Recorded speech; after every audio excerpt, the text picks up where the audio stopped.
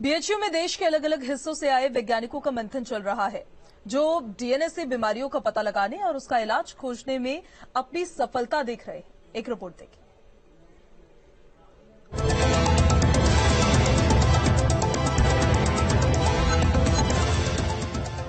BHU में देश विदेश के वैज्ञानिक महामारियों में डीएनए के डिफेंस मैकेनिज्म पर मंथन कर रहे हैं, जहां गंभीर से गंभीर बीमारियों का इलाज कैसे किया जाए और इंसान के जीन को परख कर उसमें होने वाली बीमारियों से कैसे बचाया जाए। जी देखिए, सबसे बड़ा जो सवाल है वो डायबिटीज को लेकर के। इंडिया में डायबिटीज जो है वो एक बॉम्ब की तरह जो है वो फैल रहा है, एक बॉम्ब ब्लास्ट की तरह हो गया है। जबकि हमारे जीनोमिक एनालिसिस से ये समझ में आता है कि हमारे जो भी रोग हैं वो समय के साथ उनकी फ्रीक्वेंसी पॉपुलेशन में कम होती है, लेकिन यही एक ऐसा रोग है जिसकी फ्रीक्वेंसी पॉपुलेशन में धीरे धीरे बढ़ रही है। वहीं दूसरी तरफ बढ़ता हुआ मोटापा भी रोगों का मुख्य गढ़ माना जा रहा है। तो हम ऐसे म्यूटेशंस हम स्क्रीन आउट कर चुके हैं जो डाइट और लाइफस्टाइल और ओबेसिटी और या मोटापा के रिलेटेड म्यूटेशन है जो प्रोस्टेट कैंसर कॉज करने के लिए आवश्यकता है इंडियन पॉपुलेशन में।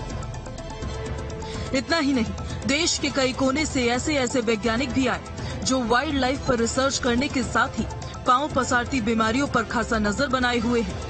मेरा जो मेजर फोकस है वो हिमालयाज में है, और हिमालयाज में जो जंगली जानवर होते हैं वो कैसे आपस में कम्युनिकेट करते हैं, उनका माइग्रेशन कैसा है, कैसे नया स्पीशीज बनता है, वो मैं काम करता हूँ। एक्चुअली आइडिया ये है कि जम्मू कश्मीर की जो पॉपुलेशन है वो अभी तक जेनेटिकली उस तरीके से स्टडी नहीं हुई है जिस तरह बाकी पॉपुलेशंस हुई है। बीएचयू में इन दिनों एक संगोष्ठी चर्चा में इसलिए है क्योंकि देश विदेश से यहाँ पर वैज्ञानिक पहुंचे हुए हैं जो न सिर्फ असाध्य रोग के इलाज पर चर्चा कर रहे हैं बल्कि इंसान के जीन के आधार पर किस तरीके से रोगों को पहचाना जाए और उससे जुड़ी हुई दवाएं उनको दी जाए ताकि उसका त्वरित फायदा मिल सके, इस पर भी विशेष चर्चा हो रही है। साथ ही कैंसर जैसे रोग को डिटेक्ट करने और उनका इलाज करने के लिए भी एक विशेष पैनल यहाँ पर पहुंचा हुआ है जो असाध्य रोगों के इलाज के साथ साथ इंसान के जीन को पहचानने की जो प्रक्रिया है उसे आगे बढ़ाता हुआ दिखाई दे रहा है।